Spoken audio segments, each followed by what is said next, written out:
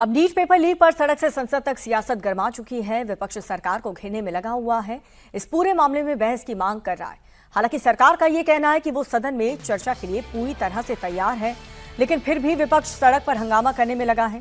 जंतर मंतर पर पहुंच करके तमाम विपक्षी दलों के नेता सरकार के रवैये पर सवाल उठा रहे हैं। देर रात भी जंतर मंतर पहुंचे उद्धव ठाकरे ने सरकार को घेरा और आरोप ये लगाया कि सरकार छात्रों का भला नहीं चाहती। अखिलेश यादव की तरफ से कहा गया कि वो तब तक प्रदर्शन करेंगे जब तक सरकार छात्रों की मांगों को नहीं मान लेती। हालांकि सरकार की तरफ से कहा जा रहा है कि वो मामले में कड़ी कार्रवाई कर रही है, लेकिन विपक्ष सिर्फ लोगों को गुमराह करने में लगा है।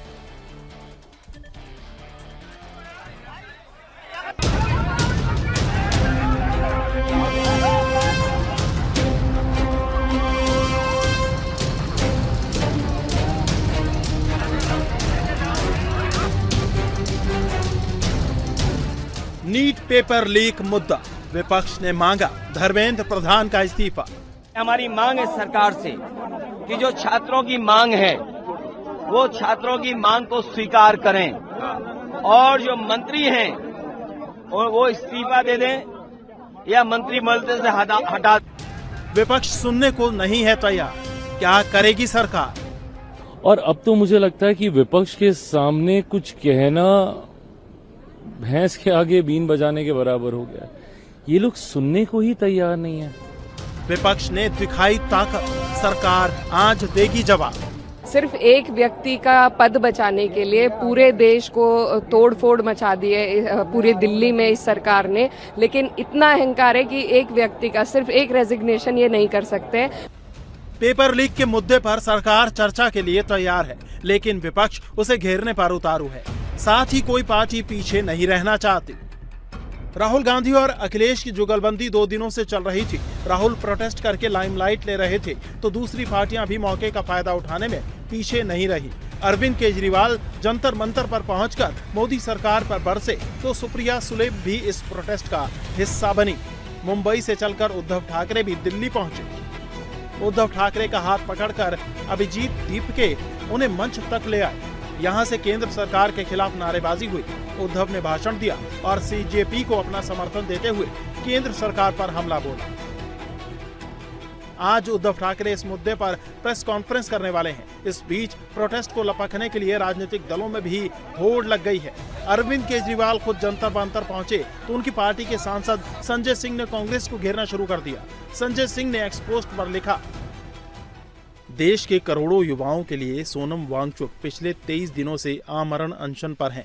जंतर मंतर पर देश का युवा आंदोलन कर रहा है। 20 जुलाई को युवाओं को बर्बरतापूर्वक पीटा गया। कांग्रेस 1 महीने से आंदोलन को गाली दे रही है और अब राहुल गांधी कह रहे हैं जंतर मंतर नहीं, हमारे धरने में शामिल हों। आखिर युवाओं के आंदोलन को क्यों कमजोर करना चाहती है कांग्रेस? जंतर मंतर के आंदोलन में शामिल होने की अपील क्यों नहीं करती कांग्रेस? बच्चे केवल ये मांग रहे थे कि पेपर लीक नहीं होने चाहिए। एक तो मोदी जी एक नाकाम प्रधानमंत्री हैं जिनसे एक पेपर नहीं कराया जाता। एक पेपर लीक, हर साल पेपर लीक होते हैं, सारे पेपर लीक होते हैं। और जब बच्चे कहते हैं पेपर लीक नहीं होने चाहिए तो उन पर डंडे बरसाते हैं। मोदी जी के अपने बच्चे नहीं है, इसलिए उन्हें पता नहीं है बच्चों का क्या, बच्चे होना क्या मतलब होता है। ये सारे बच्चे हमारे बच्चे हैं, किसी न किसी के माँ बाप के बच्चे हैं। इस तरह से डंडे बरसाना ठीक नहीं है।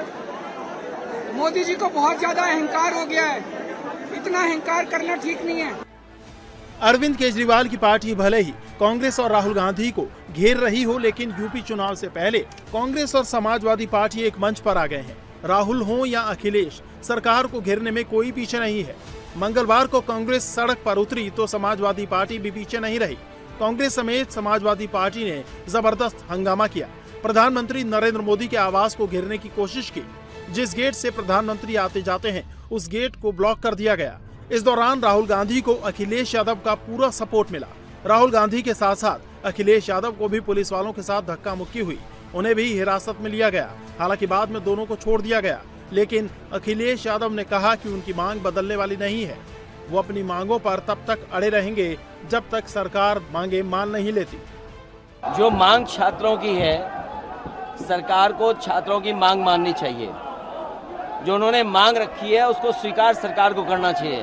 और सरकार ने जो अन्याय किया है छात्रों के साथ, युवाओं के साथ, जिस तरीके से उनको पीटा गया, उनका सर फोड़ा गया, हड्डी तोड़ी गई, करंट लगाया गया और जो कुछ सरकार कर सकती थी सरकार ने दमन करने की कोशिश की है, लड़कियों के कपड़े फाड़े हैं। क्या ये लोकतंत्र में उम्मीद कर सकता है किसी सरकार से? और जब शांतिपूर्ण आंदोलन और प्रदर्शन चल रहा उस समय, इसलिए हमारी मांग है कि सरकार जो छात्र हैं, युवा हैं, उनकी मांगों को मान लें। राहुल समेत विपक्ष प्रोटेस्ट कर रहा है, सरकार से चर्चा की मांग कर रहा है, लेकिन सरकार का कहना है कि विपक्ष सिर्फ हंगामा करना चाहता है।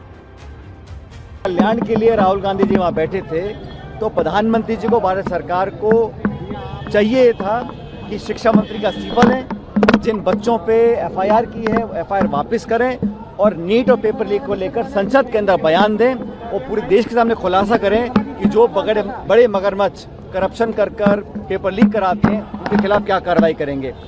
बल्कि हुआ ये कि तमाम नेताओं को, राहुल गांधी जी को, प्रियंका जी को, हमारे बहुत से साथियों को आज जेल में बंद कर दिया।